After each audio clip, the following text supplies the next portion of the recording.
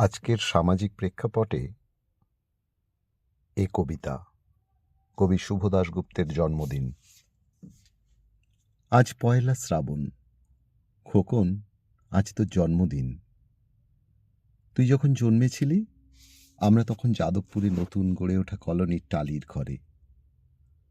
তোর school master বাবা সেই হ্যারিকেনের আলো জ্বলা ঘরেই আনন্দে আর খুশিতে ঝলমলে হয়ে উঠেছিলেন তুই আসার পর। তোর নাম রেখেছিলেন সুকল্যাণ। মানুষটার মনটা ছিল শিশুর মতন। অভাবে অনটনে বেঁচে থাকা নানা দুর্বিপাকেও ভেঙে পড়তেন না কখনো। সকলের ভালো চাইতেন মন থেকে। বলতেন, দেখো, একদিন এই দেশের মানুষ ঠিক খুঁজে পাবে মুক্তির পথ। শোষণ থেকে মুক্তি, দারিদ্র্য থেকে মুক্তি, অশিক্ষা থেকে মুক্তি।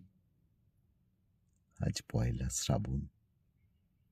খোকন, আজ তোর জন্মদিন। ছোটবেলায় তোর মনে আছে আমাদের ভাঙা মেঝেতে বাক্স থেকে পার করা মেজমাসির হাতে তৈরি আসনটা পেতে দিতাম, সামনে রাখতাম ঠাকুরের আসনের প্রদীপখানা। তুই বসতিস বাবু হয়ে চুপটি করে। তোকে আমরা একে একে ধান দুব্য মাথায় দিয়ে আশীর্বাদ করতাম। বাবা বলতেন, বড় হও, মানুষ হও। তোর বাবার সেই বন্ধু ঘোষ কাকা, তিনি বলতেন, বেঁচে পড়তে থাকো। তুই জিজ্ঞেস করতিস, মা, বর্তে মানে কি মা? আমি শুধু তোর মাথায় ধান দুব্বই দিতাম, বলতাম না কিছুই। শুধু মনে মনে বলতাম, ঠাকুর, আমার খোকনকে মস্ত বড় মানুষ করে তোলো।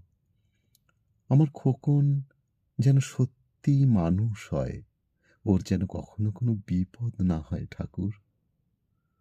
অভাবের সংসারে ওই একটা দিন, পয়লা শ্রাবণ, কষ্টের পয়সায় একটু বাড়তি দুধ নিতাম। পায়েস রান্না করে দিতাম তোকে। তুই খুব ভালোবাসতিস পায়েস খেতে। তোর বাবা বাস স্ট্যান্ডের দোকান থেকে নিয়ে আসতেন তোর প্রিয় মিষ্টি ছানার গজা। সামান্য স্কুল মাস্টারিতে কি বা আয় হতো? ঘরে বসে ছাত্র পড়িয়ে আসতো কিছু। দাও দাও অভাবের আগুনে সে রসদ পুড়তে সময় লাগতো না। তোর বাবার জামা সেলাই করতাম আর বারবার বলতাম, আসছে মাসে একটা জামা বানিয়ে নিও। উনি হেসে উঠে বলতেন, বাদ দাও তো, খোকন বড় হচ্ছে, ওর জন্য ভাবছি দুধ রাখতে হবে আরো আতসের। দুধে শক্তি বাড়ে, বুদ্ধি বাড়ে। শক্তি আর বুদ্ধি না হলে তোমার খোকন মস্ত বড় মানুষ হয়ে উঠবে কি করে? ভাবছি আরো দুটো টিউশনি নেব। ছাত্র পড়িয়ে পড়িয়ে মানুষটা দিনের শেষে ক্লান্ত হয়ে যেতেন। বারান্দার ধার ঘেঁষে যখন রাতের অন্ধকারে জোনাকির ব্যস্ততা, আর ঘরে তোর পড়া মুখস্থ করার একটানা সুর আমাদের কলোনির ভাঙাচুরো বাড়িটাকে জীবন্ত করে রাখত। তখন বলতেন আমায়, খাওয়া দাওয়া একটু করো, তোমার চেহারাটা বড় ভেঙে পড়ছে দিন দিন। শাড়িটাও তো দেখছি বেশ ছিঁড়েছে। কালই আমি ফেরার পথে একটা শাড়ি নিয়ে আসবো, দাঁড়িয়ে আনবো। আমি বলতাম, ধুর, সামনে খোকনের উঁচু ক্লাস, কত বইপত্তর কিনতে হবে, কত খরচ। উনি দীর্ঘশ্বাস ফেলে চুপ করে যেতেন। জোনাকিরা নিঃশব্দ অদৃশ্য আলোর আলপনা আঁকত উঠোনের আগাছার ঝোপে। আবহ সঙ্গীতের মতো তুই ভেতরে বসে বসে পড়া মুখস্থ করতিস, ইতিহাস, ভূগোল, গ্রামার। ঈশ্বর আমাদের নিরাশ করেননি। তুই কত বড় হলি, সব পরীক্ষায় কত ভালো ফল হলো তোর। বাবা বললেন, আরো পড়ো, উচ্চশিক্ষাই উচ্চ সম্মানের একমাত্র পথ। তুই আরো পড়লি, তারপর তোর চাকরি হলো কত বড় অফিসে। মনে আছে খোকা, প্রথম মাসের মাইনে হাতে পেয়েই তুই কত কি কিনে এনেছিলি?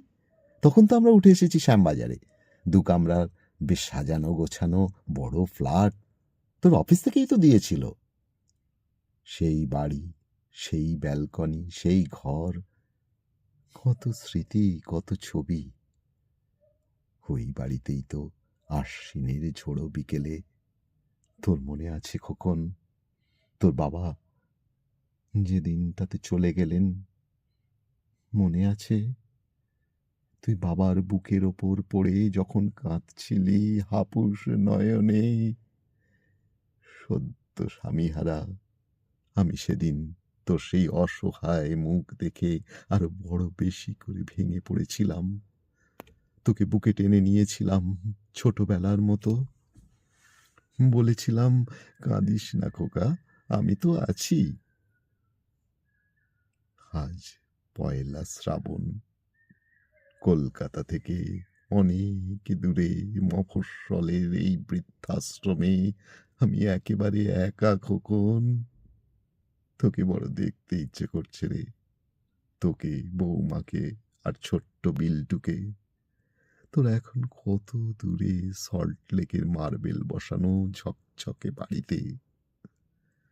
আজ তোর জন্মদিনের নিশ্চয়ই খুব বড় পার্টি হচ্ছে, তাই না রে খোকন? লোকজন, হইচই, খাওয়া দাওয়া। খুব ভালো, খুব ভালো।